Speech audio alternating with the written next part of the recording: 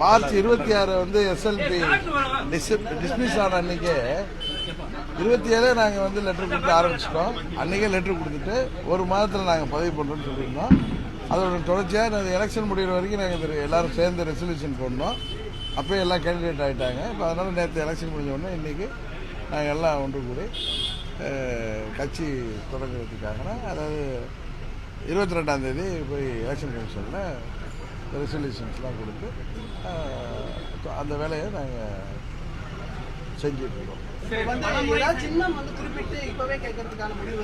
இல்லை, இப்போ நாங்கள் வந்து எலெக்ஷன் கமிஷன் லெட்டர் எழுதியிருக்கோம். ஏற்கனவே அந்த எலெக்ஷனோட தொடர்ச்சி தானே இது, அதில் வராததுனால அது லெட்டர் எழுதியிருக்கோம். அதில் எலெக்ஷன் கமிஷன் பதிலுக்காக வெயிட் பண்ணியிருக்கோம். ஆமாம், அது வந்து இந்த ஏற்கனவே நடக்க வேண்டியது தானே. இப்போ அன்னைக்கு நடக்காமல் தள்ளி நடக்குது. அதனால் அந்த சின்னத்தையே எங்களுக்கு கொடுக்க சொல்லி நாங்கள் லெட்டர் எழுதிட்டோம் நேற்று. அது அநேகமாக நாளைக்கு என்னன்னு தெரியும். அடுத்த கட்ட ஒரு சமயம் நல்லா நிச்சயம் நான் கொடுக்கலன்னா சுப்ரீம் கோர்ட்டில் தான் மறுபடியும் போகிறோம். ஆமாம் ஆமாம் ஆமாம், அதை தான் இந்த 4 தொகுதிக்கு, இப்போ 4 தொகுதிக்கு பரிசு பெட்டகம் தான் கேட்பேன். அதை தான் கொடுக்க சொல்லி தான் லெட்டர் போட்டிருக்கேன் இதுக்கு எலெக்ஷன் கமிஷனுக்கு. இதுக்கா எங்கள் கட்சிக்கா பதிவு பண்ணி வந்ததுக்கப்புறம் வச்சுக்கலாம். நான் தான் சொல்கிறேன்ல, சின்னங்கிறது ஒரு பிரச்சனை இல்லைன்னு நான் திரும்பி சொல்கிறது எதாவது ஆணவத்திலேயோ அகங்காரத்திலேயோ சொல்லலை. மக்கள் முடிவு செஞ்சுட்டாங்கன்னா நீங்கள் வந்து குண்டூசி சின்னத்தில் எல்லாம் ஜெயிச்சிடலாம். இப்போ பாருங்கள், புரட்சி தலைவரும் அம்மாவும் இருந்த வரைக்கும் வெற்றி சின்னமாக இருந்த ரெட்டை இலை இப்போ என்ன பாடுபடுது. ஆர்கே நகரில் அடிபட்டு இன்னையிலேருந்து என்ன பாடுபடுது. அதனால் சின்னவங்க மக்கள் ஒருத்தங்களை விரும்பிட்டாங்கன்னா தேடி அந்த சின்னத்தில் வாக்களிக்க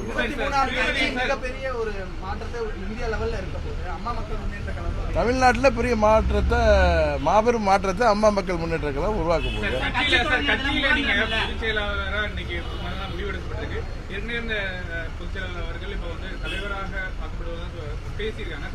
தொண்டர்களுக்கு இந்த கட்சியில் நடந்த மாற்றம் பத்தி என்ன சொல்ல விரும்புறீங்க?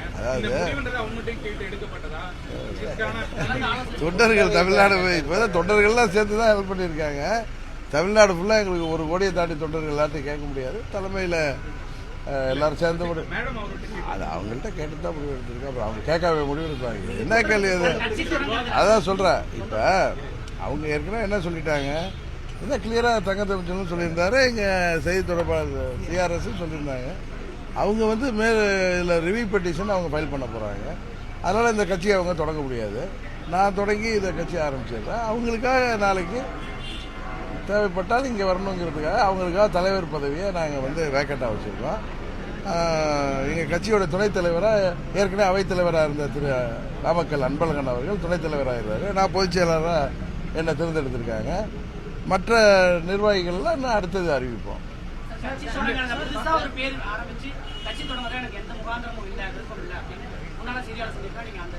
அப்படிலாம் நான் சொல்லலை. இல்லை, ஏற்கனவே அம்மா மக்கள் முன்னாடி எங்களுக்கு சட்ட போராட்டம் நடந்தப்போ எங்களுக்கு தனி அணியாக செயல்படுறதுக்கு எங்களுக்கு ஒரு பெயர் வேணும், எங்களுக்கு சின்னம் வேணும்னு தான் டெல்லி ஹைகோர்ட்டில் கேட்டிருந்தோம். அவங்க கொடுத்த உத்தரவுப்படி தான் மார்ச் 9, 2018 அன்னைக்கு கொடுத்த உத்தரவுப்படி தான் நான் 14ஆம் தேதி அங்கே அப்ளிகேஷன் போட்டுட்டு நான் வந்து மேலூரில் கட்சி பேரை அறிவித்தேன். மார்ச் 26 போன வருஷம் அவங்க எங்களை கூப்பிட்டு எங்கள் லாயர் போய் ஹியரிங் போயிட்டு எங்களுக்கு கட்சி பேர் அந்த பேர் வந்து கிளியர் பண்ணிவிட்டு சின்னமும் குக்கர் கொடுக்கறதுக்கு அவங்க அப்போ ரெடியானாங்க.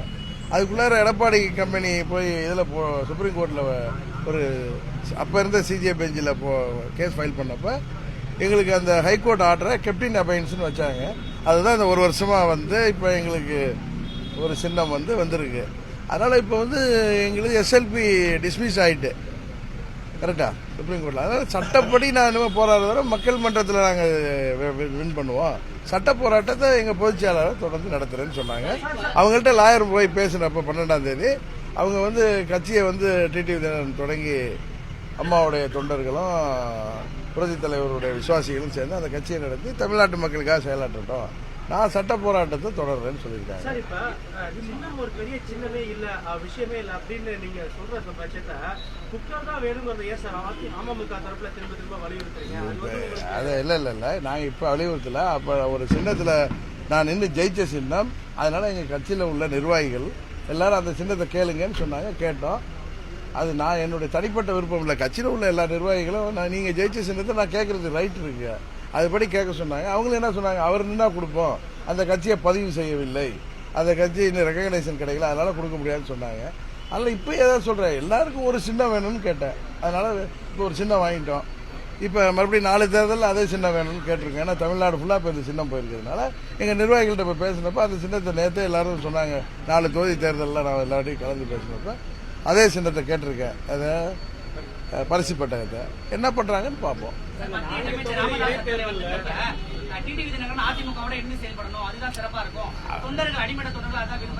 அவருக்கு அவர் என்ன எங்கள் கட்சியோட செய்தி தொடர்பாளர், அவருக்கு எங்களுக்கு சம்மந்தமே இல்லை. எங்களுக்கு சம்பந்தம் இல்லாத மதுரை ஆதீனம் இது பேசுறதெல்லாம் நீங்க பெருசு பண்ணிட்டு இருந்தீங்கன்னா நண்பர்ல நான் 99 எம்பியா இருந்தப்ப அவர் எம்பியா இருந்தவர், அவ்வளவுதானே தவிர நண்பர்னா அடிக்கடி தொடர்புல இருந்தார், நண்பர் தெரிந்தவர், அவ்வளவுதான். இஸ் நோன் டு மீ, அவ்வளவுதான். 22ஆம் தேதி. அதிமுகல இருந்து அமமுக கட்சியை பதிவு செய்யுங்க. இனிமே இது அமமுக தான், அடுத்து திமுகல இருந்து அதிமுக அப்படின்னு அமமுக ஒரு நிலைப்படுத்துவதை நோக்கி போவீங்களா, இல்ல அதிமுக சேர்ந்தால் மீண்டும் அதுக்கான வாய்ப்பு? அதாவது அம்மா நான் அன்னையிலேருந்து சொல்லிட்டு இருக்கேன், இவர் கேட்கிறாருல நீங்க முன்னெல்லாம் சொன்னீங்கன்ட்டு. நான் ஒன்றும் இதான் சொல்ல, அம்மாவுடைய படத்தை அம்மா கொடியில் வச்சுட்டோம், அம்மாவுடைய பேரில் கட்சி ஆரம்பிச்சிட்டோம். திரும்பவும் அங்கே உள்ளவங்க வந்து எங்கள்கிட்ட இணைஞ்சாலும் இந்த பேரை தான் நாங்கள் தொடர முடியுமே தவிர, நாங்களாம் அம்மாவை பார்த்து அரசியலுக்கு வந்தவங்க. அண்ணாவை பற்றி அம்மா சொல்லி தலைவர் சொல்லி தான் தெரியுமே தவிர, நாங்கள் அண்ணா பேரறிஞர் அண்ணா அவர் இயற்கை எதிரப்போ எனக்கு என்ன 6 வயசு இருந்திருக்கு, நாங்களாம் அவரை பார்த்ததில்லை. இப்போ எங்கள் கட்சியில் உள்ள மெஜாரிட்டி யாராவது இப்போ தீகா நடராஜன் திருக்கல்குன்றம் பெரியவர் வந்து வேணால் அண்ணாவை பார்த்துருக்கலாம், நாங்கள்லாம் அண்ணாவை பார்த்தவர்கள், அண்ணாவோட பழகி வந்தவர்கள் இல்லை. நாங்களாம் புரட்சித் தலைவரை பார்த்துருக்கோம், அம்மாவால் வந்தவங்க. அம்மாவுடைய திருவுருவ படத்தை கட்சியில் வச்சதுக்கப்புறம் நாங்கள் மாற்றுவோமா, அதை மாற்ற முடியுமா? எங்கள் தொண்டர்கள் தான் அதை விரும்புவாங்களா? ஏற்கனவே அதிமுகவை அம்மாவுடைய தொண்டர்களில் 95% பேர் எங்கள் கட்சிக்கு வந்துட்டாங்க. அதனால நாங்கள் அதை புதிய அறிவிப்பை கொடுக்குறோம். நீங்கள் சொல்கிற மாதிரி தொண்டர்களை வந்து தமிழ்நாடு முழுவதும் சுற்றுப்பயணம் செய்து கேட்கறதுக்கான நேரம் இல்லை. ஏன்னா போன சுப்ரீம் கோர்ட்டில் நாங்கள் சொல்லியிருந்தோம் நாங்கள் பதிவு பண்ணுறோன்ட்டு. எஸ்எல்பி டிஸ்மிஸ் ஆனதான் அடுத்த கட்ட நடவடிக்கை இதுதான். என்னை பொறுத்த வரைக்கும் அம்மா மக்கள் முன்னேற்ற கழகத்தை தொடங்கி போகிறோம். மக்கள் மன்றத்தில் மக்கள் தீர்ப்பளிச்சது, அங்கே மீதி பேர் இருக்கிறவங்களும் எங்கள் கூட வந்துடுவாங்க. நடந்து முடிந்த தேர்தல் ஆணையத்துடைய செயல்பாடு அதாவது தேர்தல் ஆணையம் மாத்திரம் இல்லை, தமிழ்நாட்டில் உள்ள ஊடகங்கள் எல்லாருடைய செயல்பாடுமே மக்கள் எல்லாத்தையும் பார்த்துட்டு தான் இருக்காங்க. அதனால் இது எல்லாத்துக்கும் மே 23ஆம் தேதி பதில் சொல்லுவாங்க. இதை போடுவீங்களா உங்கள் டிவியில்? இப்போ நான் சொன்ன பதில்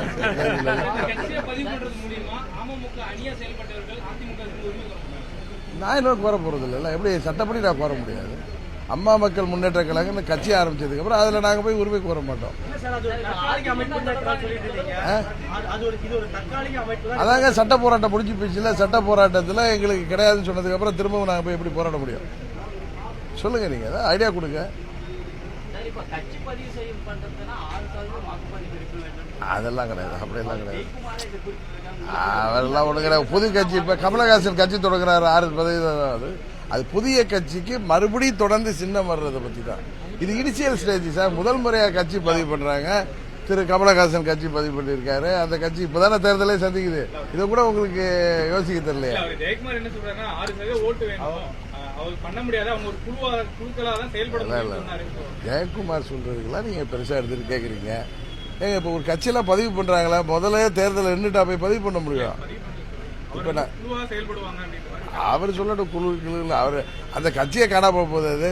இப்ப தொண்டர்கள் எல்லாம் இங்க வந்துட்டாங்க. மீதி இந்த துரோகிகள் அந்த அமைச்சர்களாக இருக்கணும் அங்க உட்காந்துட்டு எல்லாம் கட்டி பிடிச்சிட்டு அழுகுற காலம் வரப்போகுது. வரையில் மற்ற தொண்டர்கள்லாம் இங்க வந்துடுவாங்க.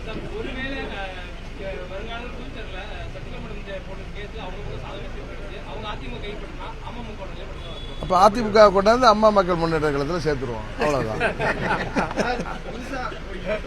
தொடர்ச்சியா சொல்லிட்டு வராரு ரஜினிகாந்த், இந்த சட்டமன்றத்தில் நிச்சயமா உங்களுக்கும் நாங்கள் போட்டி போட சொல்லியிருக்காரு. அமமுகவும் கட்சியாக பதிவு கமலஹாசன் இருக்காரு. அவருடைய இந்த நிலைப்பாடு, அதாவது இப்ப சொல்லியிருக்காரு, இதை பத்தி நான் அது ஒருத்தர் கட்சி ஆரம்பிக்கிறது எல்லாருடைய ஜனநாயக உரிமை. அதனால அவங்க கட்சி ஆரம்பிக்கிறத பத்தி நான் என்ன கமெண்ட் அடிக்க முடியும்? இப்ப ஏற்கனவே எல்லா கட்சியும் போட்டி சட்டமன்ற தேர்தல் வந்தாலும் சந்திக்க தயார்னு சொல்லியிருக்காரு. எப்போ எப்போ எப்ப சட்டமன்ற தேர்தல் ஒருவேளை இந்த 22ல ஏதாவது நடந்து ஆ இந்த கவர்மெண்ட்டுக்கு ஏதாவது ப்ராப்ளம் வந்தால் அப்போ கூட நான் சட்டமன்ற தேர்தலை சந்திக்க தயார் அப்படின்னு சொல்லி சொல்றேன். சரி சரி, அதை பற்றி நான் என்ன சொல்ல வேண்டியது? அவருடைய இஷ்டம், அவர் கட்சி ஆரம்பிக்கிறார். நான் என்ன சொல்லணும் அதுக்கு? சார் உங்களுக்கு இன்னொரு போட்டி அதிகமா இருக்குன்னு நினைக்கிறேன். அப்படிதான். இப்போ நீங்கள் 10 டிவி இருக்கிற 11வது டிவி உங்களுக்கு போட்டியாருன்னா அதுக்காக டிவியை மூடிட்டு போயிடுவீங்களா நீங்கள்? அது மாதிரி தான் அதெல்லாம். ஆமாம், இப்போ இருக்கீங்க ஏற்கனவே புதுசாக ஒரு டிவி எதில் மூடிட்டு ஓடி போயிடுவீங்களா? மக்கள் யாரை விரும்புகிறாங்களோ அவங்க தான். இந்த வீடியோ உங்களுக்கு பிடிச்சிருந்தா ப்ளீஸ் லைக் அண்ட் ஷேர் பண்ணுங்க. மறக்காம எங்க சேனலை சப்ஸ்கிரைபும் பண்ணுங்க.